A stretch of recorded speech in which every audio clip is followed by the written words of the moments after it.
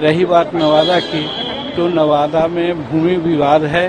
भूमि विवाद पर कोर्ट में भी मामला चल रहा है। उन लोगों को ऐसा समझ में आया कि लगता है कि ये पहले से रह रहे हैं और शेड्यूल कास्ट हैं, क्वालिफाइड टाइप के लोग हैं, ये जमीन की बंदोबस्ती इन लोगों के नाम से हो जाएगी, इसलिए इन लोगों को यहाँ से भगाओ।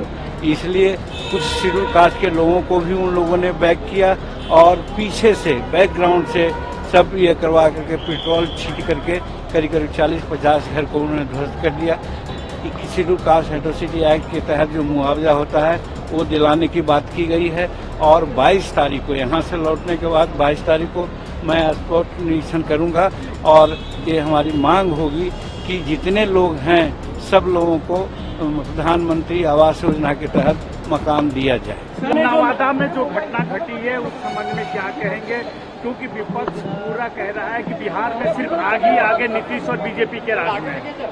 तो सामने देखिए, विपक्ष को तो कहने का कोई मुंह नहीं है।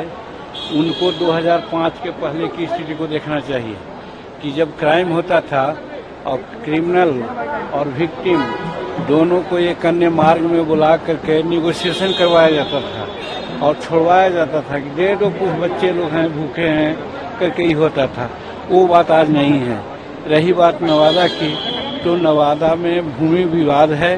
भूमि विवाद पर कोर्ट में भी मामला चल रहा है।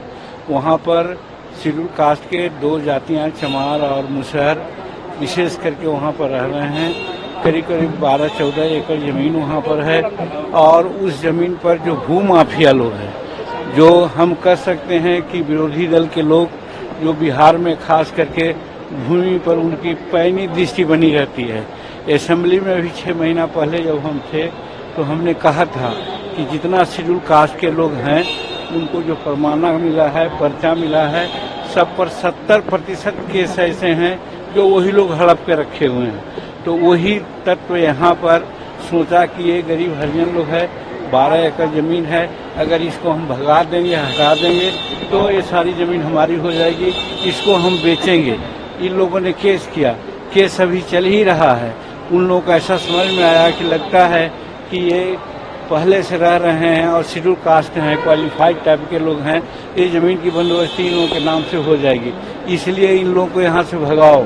इसलिए कुछ शेड्यूल कास्ट के लोगों को भी उन लोगों ने बैक किया और पीछे से बैकग्राउंड से सब ये करवा करके पेट्रोल छीट करके करीब करीब 40-50 घर को उन्होंने ध्वस्त कर दिया। उसमें एक आदमी की मृत्यु हो गई है।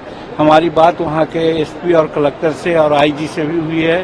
सारा जो काम होना चाहिए राहत का हो रहा है और 15 आदमी पकड़े गए हैं और भी जो इसमें इन्वॉल्व होंगे सब पकड़े जाएंगे और फिर शेड्यूल कास्ट एट्रोसिटी एक्ट के तहत जो मुआवजा होता है वो दिलाने की बात की गई है और 22 तारीख को यहाँ से लौटने के बाद 22 तारीख को मैं स्पॉट निरीक्षण करूँगा और ये हमारी मांग होगी कि जितने लोग हैं सब लोगों को प्रधानमंत्री आवास योजना के तहत मकान दिया जाए। लालू जी का कहना है कि आप गुमराह कर रहे हैं।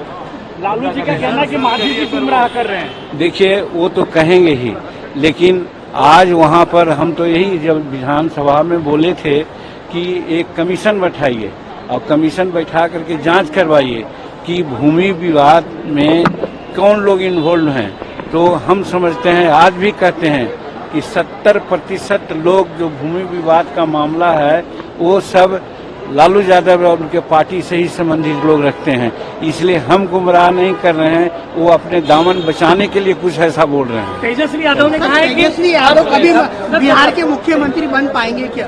तेजस्वी यादव कभी बिहार के मुख्यमंत्री? ये बात छोड़िए, ये सब तेजस्वी यादव ने कहा कि आप लोग, आप और आपके बेटे आरएसएस के स्कूल में पढ़े हैं, आरएसएस जो लिख के देते हैं वही पढ़ते हैं मांझी जी। अरे ये उल्टी बात है, चूंकि वो पढ़े नहीं हैं इसलिए पढ़ाई का मर्म क्या जाने। हम लोग शेड्यूल कास्ट के सबसे नीचे तबके के लोग हैं, हम लोग को पढ़ाई जानने में हम लोग को दिक्कत होती थी, भूखे बिहार से पढ़ते थे। अपने मेरिट से मैट्रिक पास किया, ग्रेजुएशन किया, उसी प्रकार से मेरा बेटा भी यहाँ पढ़ा है, दिल्ली यूनिवर्सिटी में नेट किया है, पीएचडी किया है, आज प्रोफेसर रह गया कॉलेज में। तो आरएसएस से का क्या सवाल है? आरएसएस एक राष्ट्रवादी पार्टी है और वो उसके पल्ले में हम नहीं हैं, लेकिन हम उसका विरोध भी नहीं कर सकते हैं।